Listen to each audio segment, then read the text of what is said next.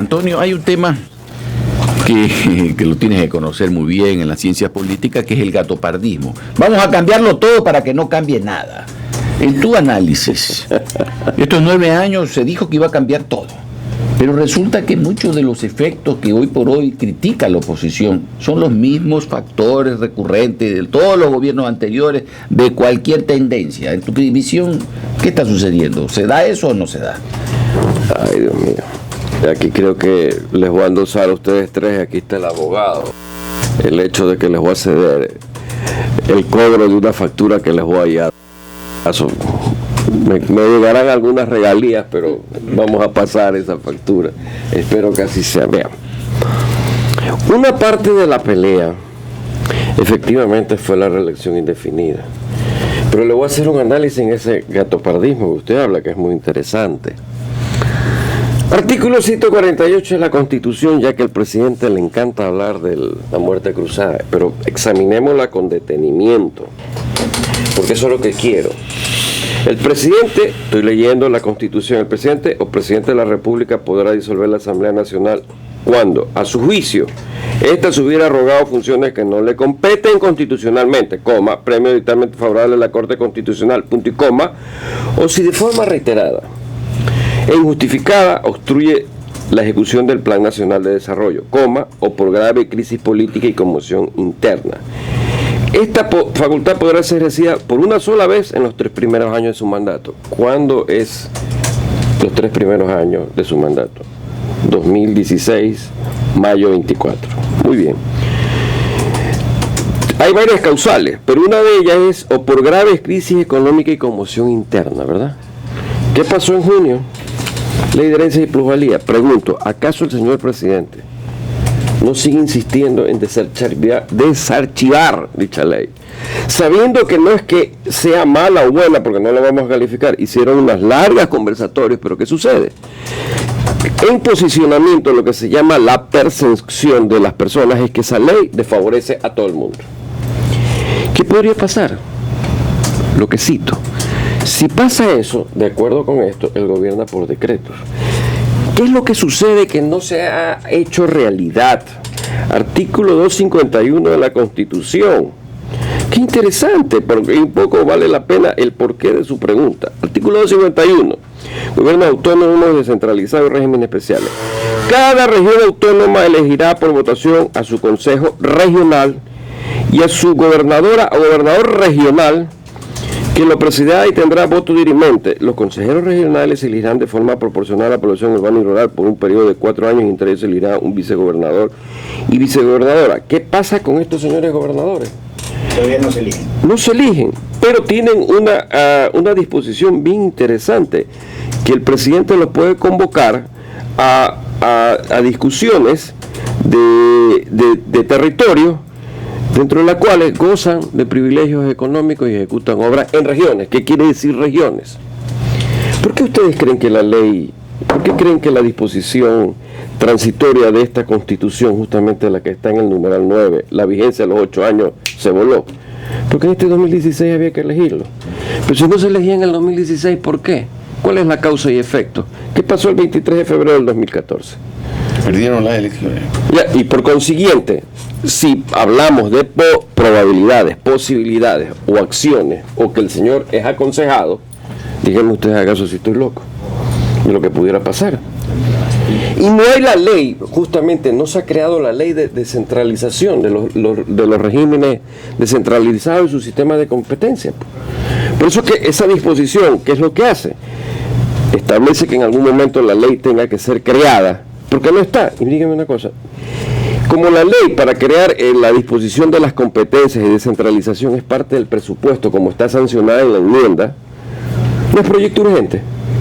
O sea que estamos entre el proyecto urgente, la posibilidad de la muerte cruzada, que él habla, nuevamente la ley de herencia y plusvalía, y la pregunta es, ¿y por qué él habla tanto? ¿Y por qué dice lo uno y por qué lo otro? Algo hay, digo yo. No sé si estoy equivocado. Como para que los que nos escuchan entiendan, es decir, tú estás planteando, Antonio, la probabilidad de que el presidente hasta antes de mayo del 2016 pueda convocar una muerte cruzada por la conmoción interna que podría crear el tratamiento de las leyes tanto de plusvalía como la de herencia.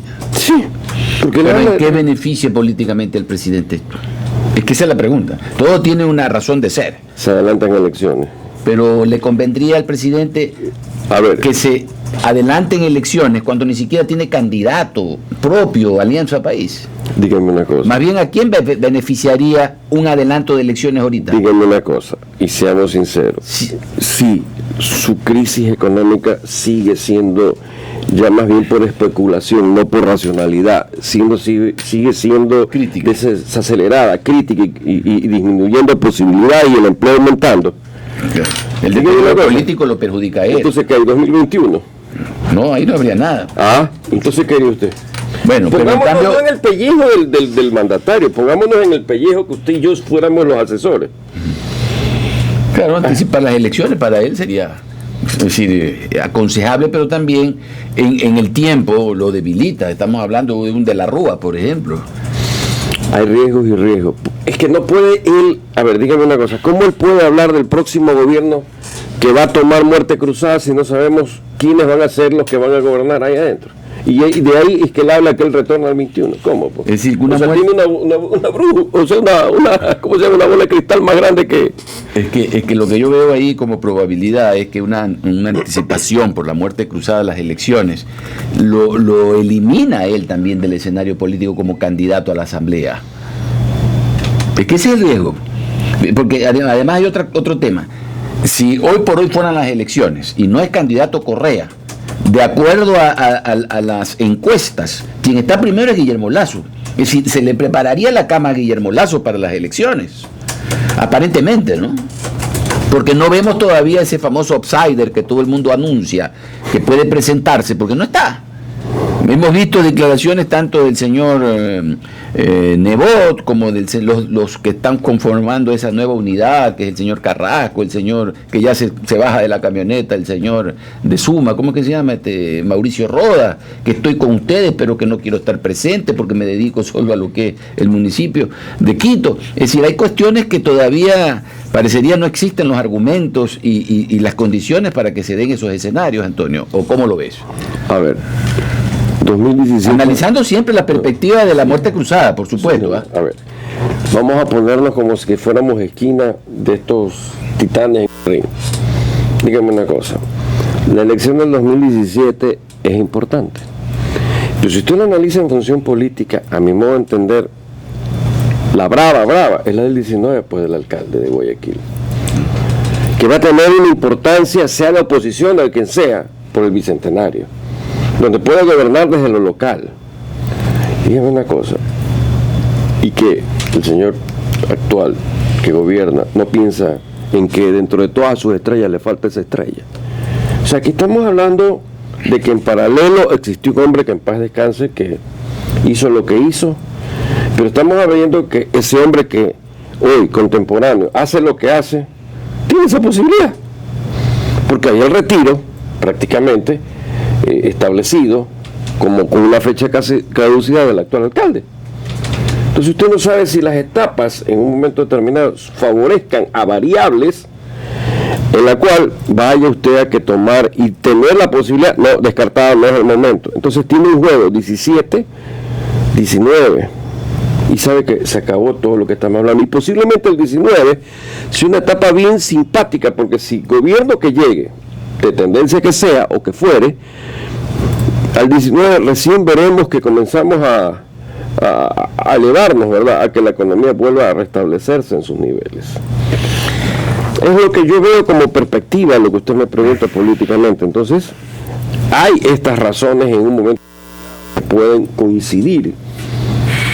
¿Por qué? Porque quedaría queda algo que es sine qua non. Ahora, el peso político de los gobernadores, ¿cuándo lo vamos a leer? Pero, Antonio, hay otro tema. Si casualmente se ha eludido el tema de las consultas, es porque hay un temor a que le sean adversos los resultados. Le voy a explicar algo. O sea, el tema de la consulta va ligado a este análisis de la muerte cruzada, de la ley de centralización, pero yo no soy el experto jurídico, creo que más bien me voy a permitir hacer una motivación. Si logré entender lo que logré entender de los aspectos jurídicos fue a través del doctor Hugo Landívar, que me gustaría y me agradaría sugerirle que lo invite, si posible, el día de mañana, para que le haga el análisis de la consulta, cómo va ligada a estos temas, de estos artículos de la ley de descentralización, de ley de sistema de competencia, y ahí, en esa maralla jurídica, usted ya va a entender, no es que va a entender, sino que va a quedar más claro. Me está preguntando y yo se lo estoy tal vez muy compactando, porque mi tema no es jurídico. Ahora, analizando también los argumentos que se han tenido para justificar las enmiendas y las reformas a la Constitución, podríamos pensar que también que lo que se hizo con relación a conformar las regiones y elegir gobernadores fue una novelería que nació de modelos conceptuales que están en otros países, pero que acá realmente no ha podido plasmarse porque choca ya con instituciones tradicionales, llámese prefectura, o los liderazgos políticos locales. O quizás, que no es mi tema porque Hugo Landívar es más constitucionalista, le puede dejar planteado dentro de lo legal y legítimo que puede ser inconstitucional porque inclusive choca contra el COTAC en su artículo 15 y toda una serie de membraciones. Cuidado, pero es que usted plantea. Si está como norma constitucional, la COTAC en todo caso perdería por orden jerárquico validez frente a la norma constitucional. Sí, es decir, no hay choque constitucional. Más bien lo aprobado en COTAC es legal y legítimo. Le dije bien claro, legal y legítimo. Por eso fue mi término utilizado en ese sentido, porque la ley es superior a una inferior. Pero ahí lo que usted plantea, estos modelos que funcionan en otras partes pueden chocar. Y de hecho, ahí está un hueco.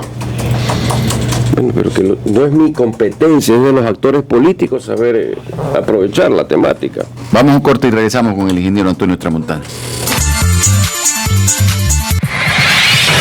Usted tiene una cita